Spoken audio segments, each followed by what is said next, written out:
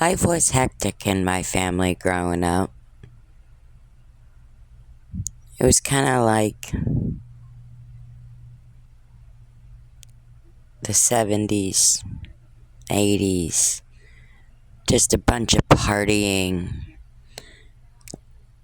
loudness, yelling, fighting, drinking, substances, dancing and acting a fool, bonfires,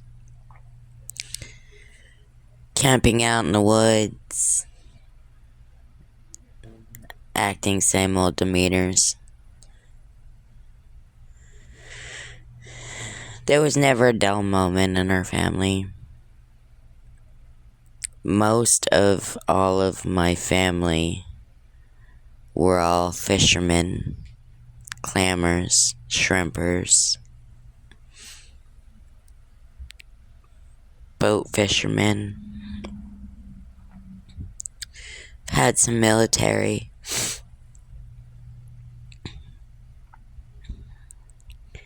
Little bit of everything. Little bit of this, little bit of that. But the cops grew to know my family name very well. On first name basis.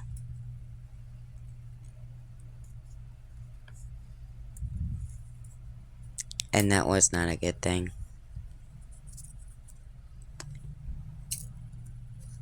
Even though Huggins had a thing for my sister for the longest time. But she said she would never date him. I don't know why. He was an awesome dude. I thought. A very close family friend. But I knew that him and my sister were friends. They hung out. They have talked a lot. I've seen them conversing many times and laughing.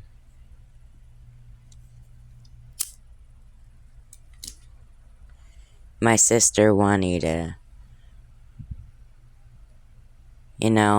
from the outside looking in, you would think, whatever.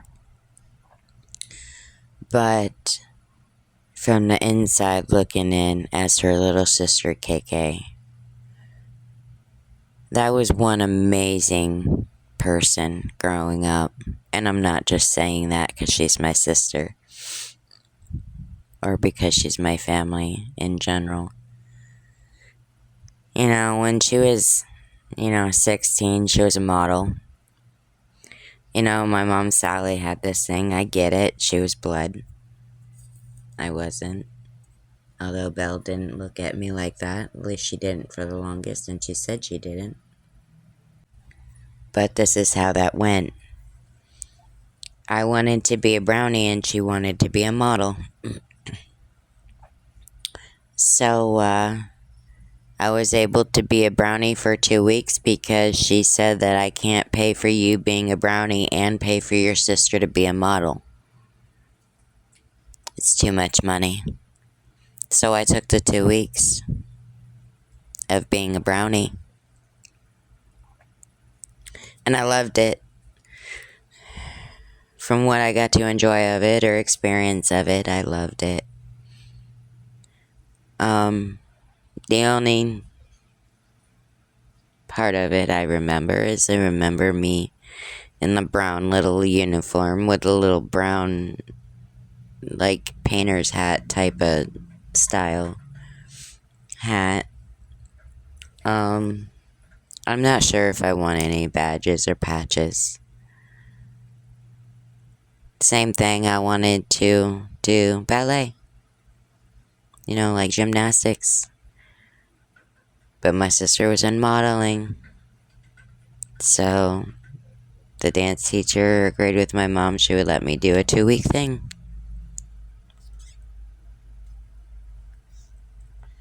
And I could rent a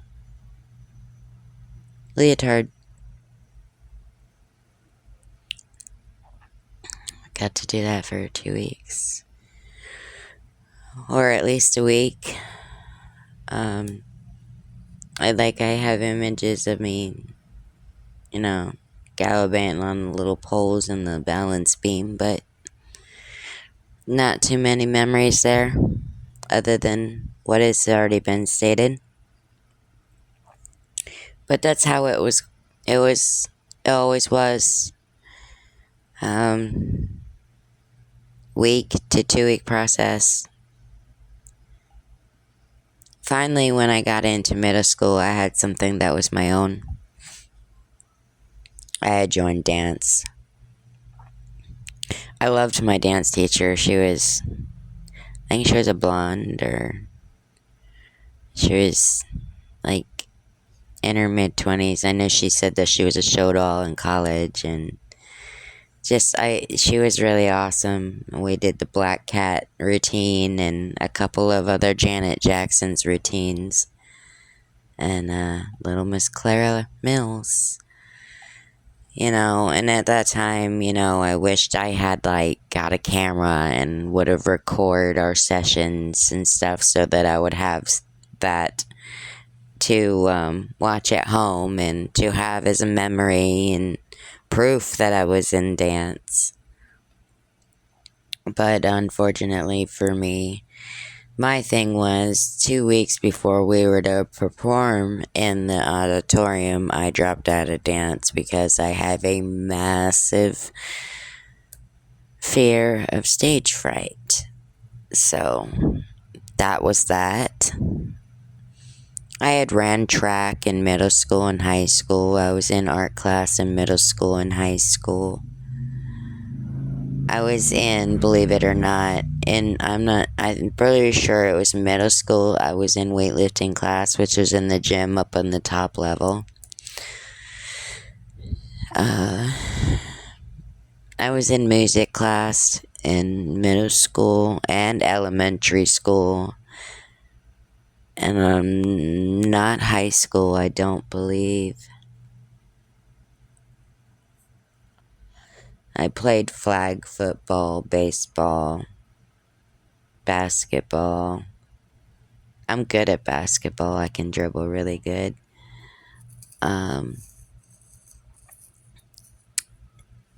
You know. But I wasn't knowledged enough to know about the credits I could earn by joining this group, like the paper or the yearbook or any of that kind of stuff, because I would have. I was just learning the gist of how things were going, how things were playing out. But high school was treacherous. In middle school, it's funny, but it's not funny.